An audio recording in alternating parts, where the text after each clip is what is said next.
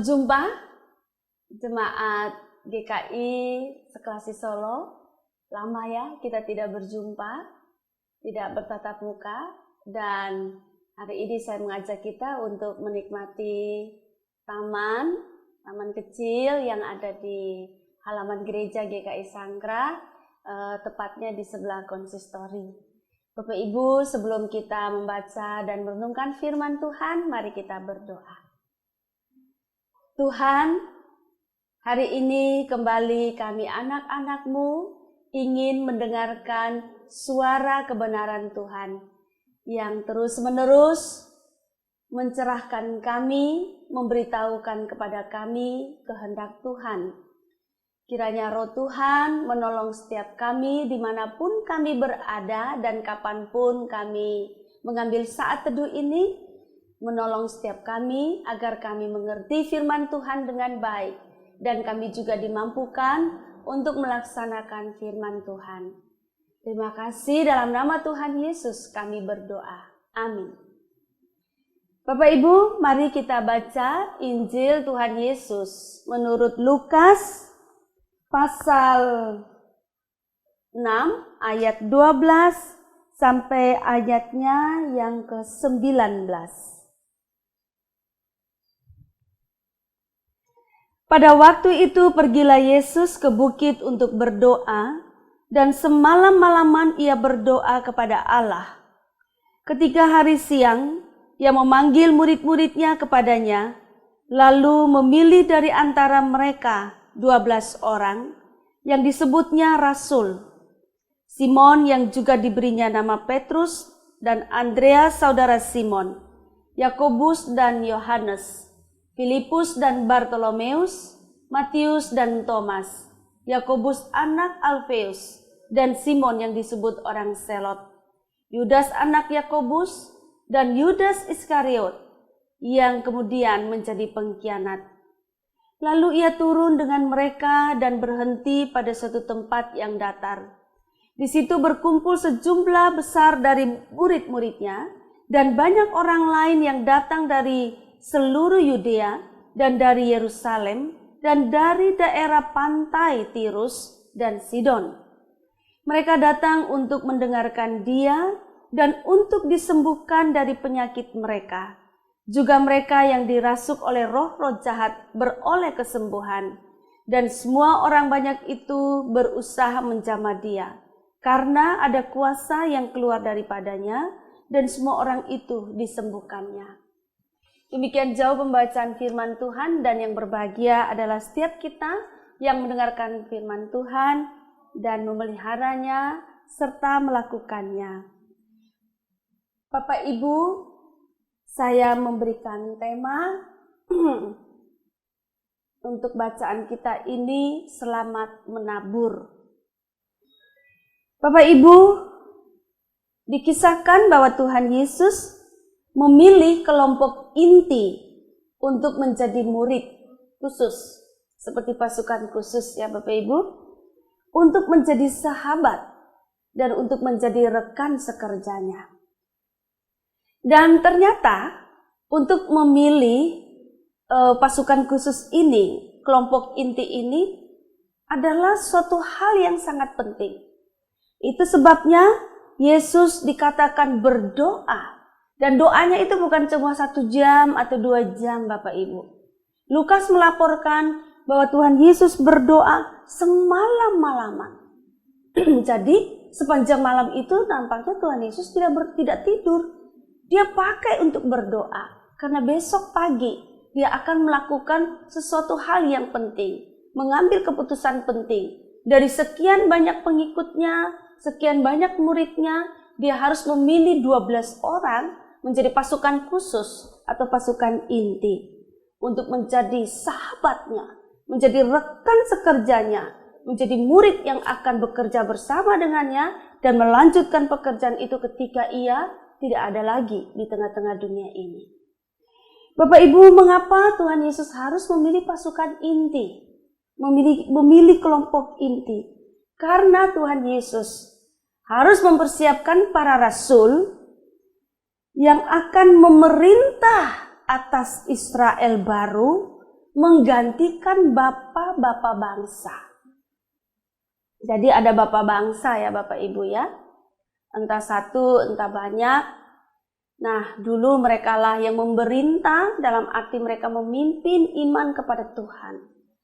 Nah, di dalam Israel yang baru ini, itulah yang Tuhan Yesus tentukan untuk memimpin atas iman kepada Allah di dalam ibadah-ibadah yang sesuai dengan yang Allah kehendaki.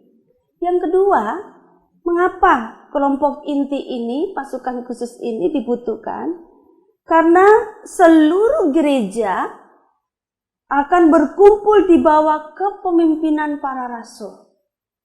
Seluruh gereja yang ada di dunia, ini sudah Tuhan Yesus persiapkan, akan berkumpul di bawah kepemimpinan para rasul. Nah, Bapak Ibu, kepemimpinan para rasul. Para rasul ini memimpin dengan satu tujuan, yaitu untuk menabur, menebarkan benih-benih cinta kasih sayang Allah yang telah ada di dalam diri Tuhan Yesus dan sudah dimulai oleh Tuhan Yesus. Nah, Bapak Ibu, itu sebabnya Paulus harus memilih kelompok khusus, kelompok inti. Untuk apa? Nah, Bapak Ibu, kelompok 12 ini disebut rasul. Dalam bahasa Yunani atau kata Yunani itu apostelo, artinya mengutus. Nah, mereka ini 12 ini diutus secara khusus oleh Tuhan Yesus. Untuk apa? Untuk menabur kabar baik, untuk menabur cinta kasih, untuk menabur perdamaian bagi seluruh dunia.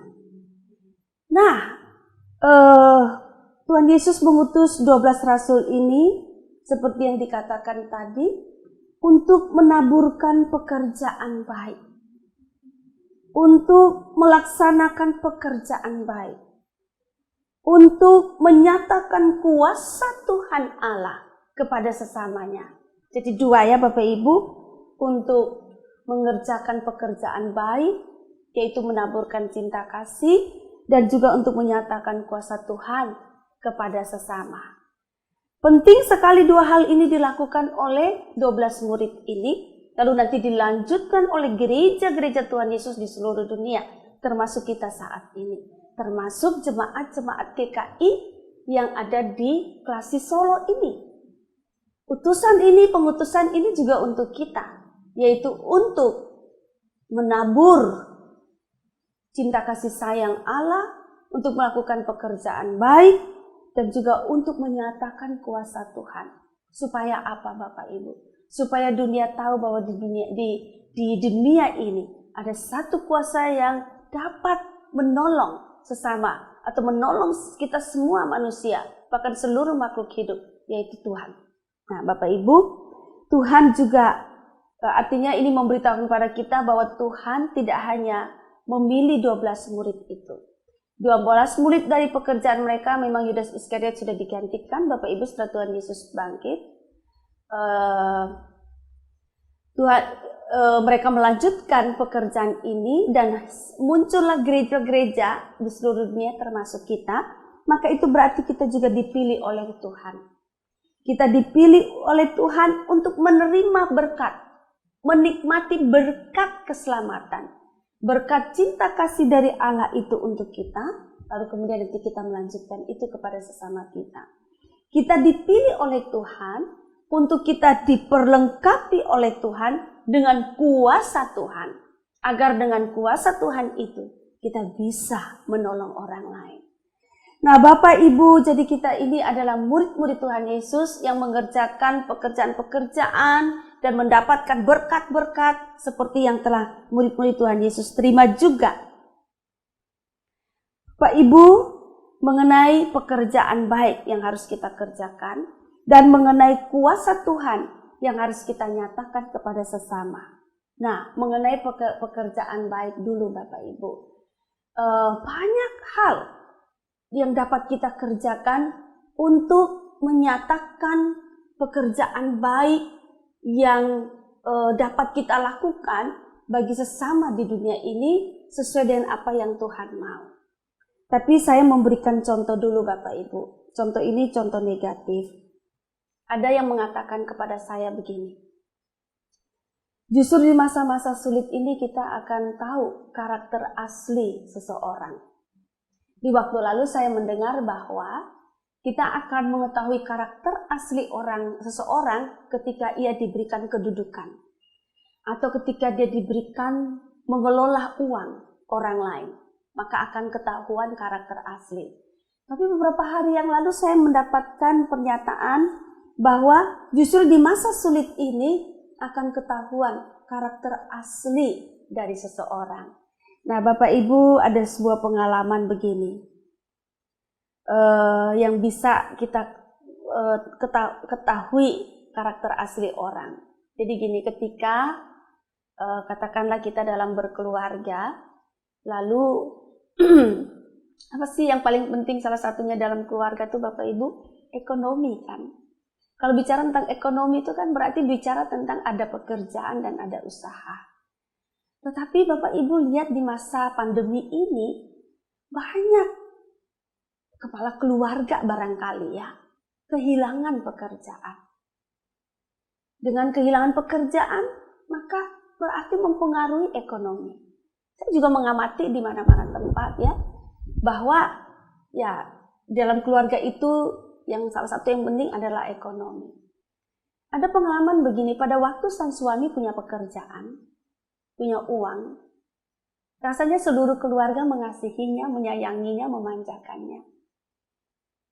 Tapi di masa pandemi ini Bapak Ibu, atau ketika dunia ini mengalami kesulitan-kesulitan dan itu membias kepada kita, sang suami atau mungkin juga istri yang pada waktu lalu jadi kepala keluarga, dia bisa menghasilkan uang banyak, memenuhi kebutuhan, disayang oleh anggota keluarga yang lain.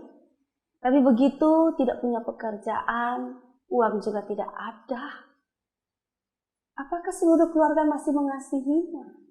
Masih menghormatinya? Atau karakter asli dari anggota keluarga lain ini terlihat? Ia menjadi tidak dikasihi lagi, dicuekin, dan tidak dihormati. Nah ini Bapak Ibu, ketika masa sulit, karakter asli orang itu keluar. Terkait dengan pekerjaan baik yang Tuhan ingin kita lakukan sebagai murid-murid Tuhan Yesus. Makanya saya bilang selamat menabur melalui pekerjaan baik. Bapak Ibu, ketika kita ini dengan tulus bisa menghormati dan menghargai orang lain yang berada di sekitar kita. Katakanlah dia itu suami atau istri yang sebelumnya dia adalah penopang memberi nafkah kepada kita, dan ternyata suatu saat karena situasi bukan punya dia juga yang mau, dia mengalami kesulitan. Bagaimana kita bisa tetap menopangnya, menghargainya dan mengasihinya? Itu salah satu contoh. Contoh yang lain Bapak Ibu Saudara, pekerjaan baik yang terus bisa kita lakukan dalam situasi apapun termasuk situasi sulit. Bapak Ibu, saya juga melihat bahwa di dalam situasi-situasi sulit ada saja orang yang rela tuh hidup berbagi dengan orang lain. Mungkin dia harus sedikit membongkar tabungannya lalu untuk membagi orang lain. Itu pekerjaan baik. Nah, terkait dengan Bapak Ibu Saudara, kita juga ditugaskan untuk menyatakan kuasa Tuhan. Baik di dalam keadaan berkelimpahan dan keadaan baik-baik saja, maupun keadaan kesulitan dan keadaan tidak baik, justru Bapak Ibu kita bisa menyatakan kuasa Tuhan di dalam kehidupan kita dan disaksikan oleh jemaat. Bagaimana kita menyatakan itu?